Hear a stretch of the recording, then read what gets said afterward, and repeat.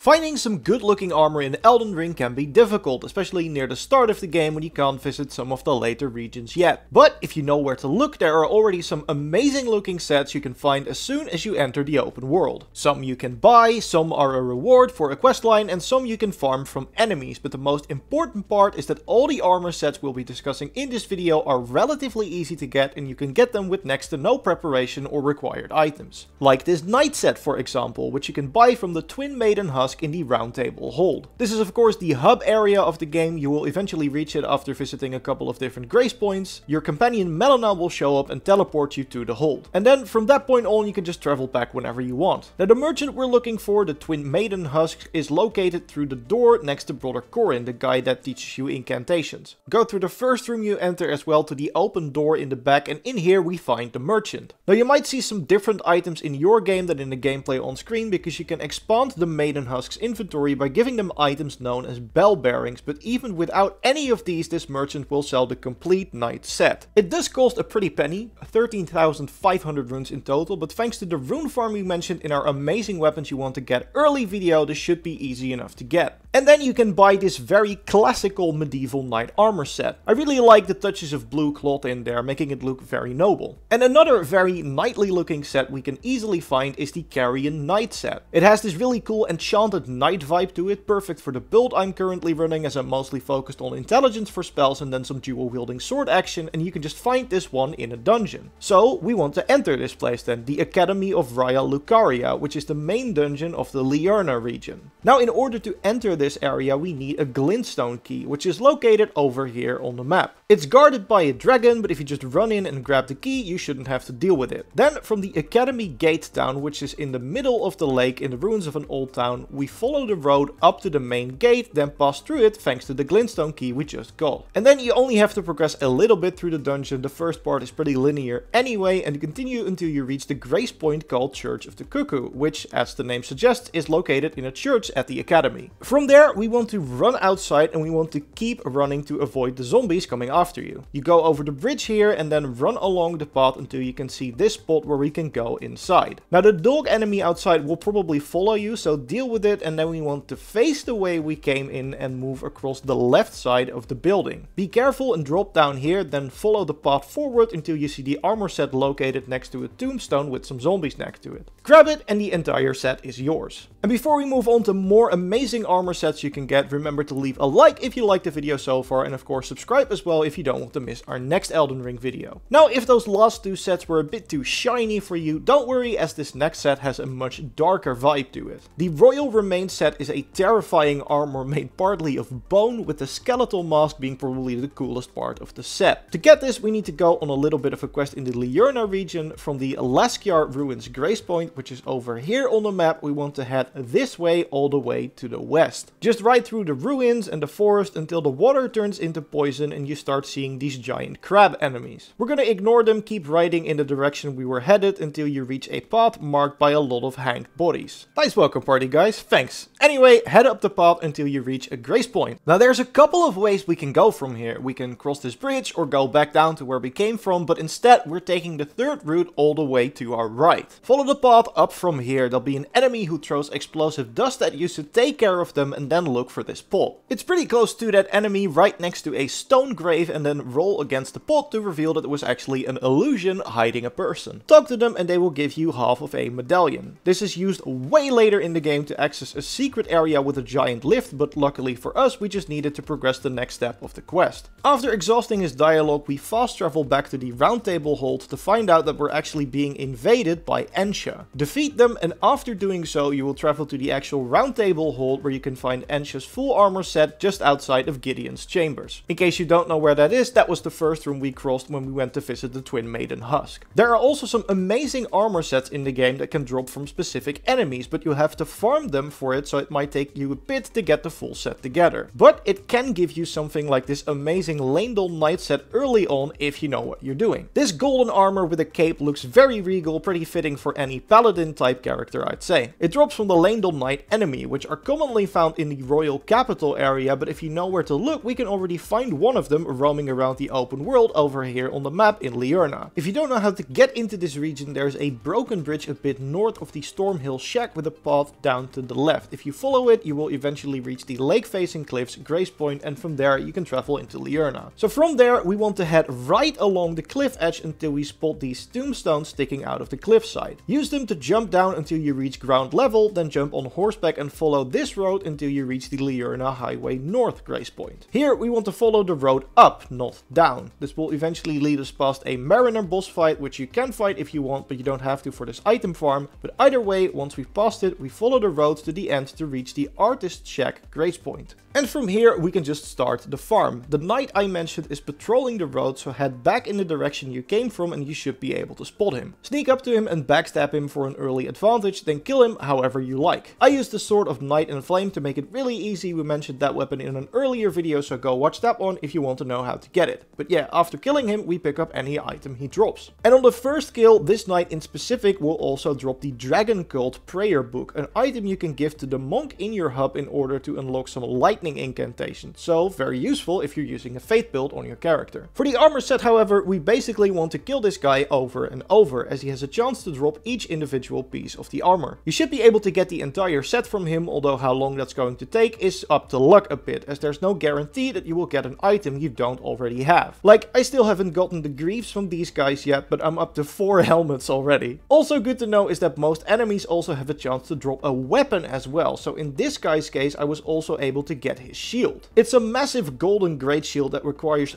34 strength to wield, so if you're rocking a strength poise build, might be worth farming for that too. And by the way, close to this Artist Shack Grace Point, there's another cool armor set we can actually farm, the Fire Monk set. I love the warrior monk aesthetic of it with the religious looking robes combined with some pieces of heavy armor, so in order to get it, we jump onto it and go behind the shack. Right over the chasm across this giant piece of rock, and then we want to head right to find a path down. You'll start to see a road pretty soon, and there should be a group of 3 enemies walking along it, one of them being a fire monk. Take care of them however you want and pray the monk drops a piece of his amazing armor set when you kill him. Then we just travel back to the Artist Shack and do it again until we have all the pieces we want. Now another very good looking armor you can easily farm is the Cleanrot Knight Set, which we find in the Kalit region of the map. I think this is another great looking set overall, but the helmet is definitely the highlight here. I love the wings on the side, and the sort of split cloak you have on the back is actually part of the helmet too, so you can put it over another chest piece if you want. We do need to go on quite a journey for this, so start over here at the Saints Bridge Grace Point and then just follow the road all the way over here until we reach the Smoldering Wall Grace Point. You can just ignore any enemies if you want on the way to the armor, you can pretty much just run past them, and once you've reached the Smoldering Wall, we're going to jump on our horse again. Because we want to travel into the giant lake of Rot to our east, so scour the cliffside for a path down. You should find another grace point close to the shore, and from there we want to head northeast for the actual grace point we need for the farm, Inner Aeonia. And it's important that you stay on horseback here, as the lake surface will actually apply the Scarlet Rot debuff, which hurts quite a bit, but you don't suffer this effect on horseback, so it's safe to go there with Torrent's help. And then after activating the grace point, we can start farming. Now there are multiple of these Cleanrot Knights roaming the area, but I found it easiest just to focus on one, then let him respawn. You want to head west in between these 2 clusters of root and rot to this spot over here. A Cleanrot Knight will spawn out of the ground here, so we can just stand next to him on horseback and whack him while he gets up. This should at the very least give you some good damage to start the fight, or in my case, just kill him before he has a chance to react. Then loot his corpse if he drops anything and return to the grace point to make him respawn. Like with the knight and the monk, just rinse and repeat until you have all the items you want. And now you have access to some amazing looking armors. Remember to leave a like if you liked the video, subscribe to make sure you don't miss the next one, and if you want, you can watch our previous video on some of the best weapons in the game you can already get very early on. For now, thanks everyone so much for watching, and I will see you in the next one. Goodbye!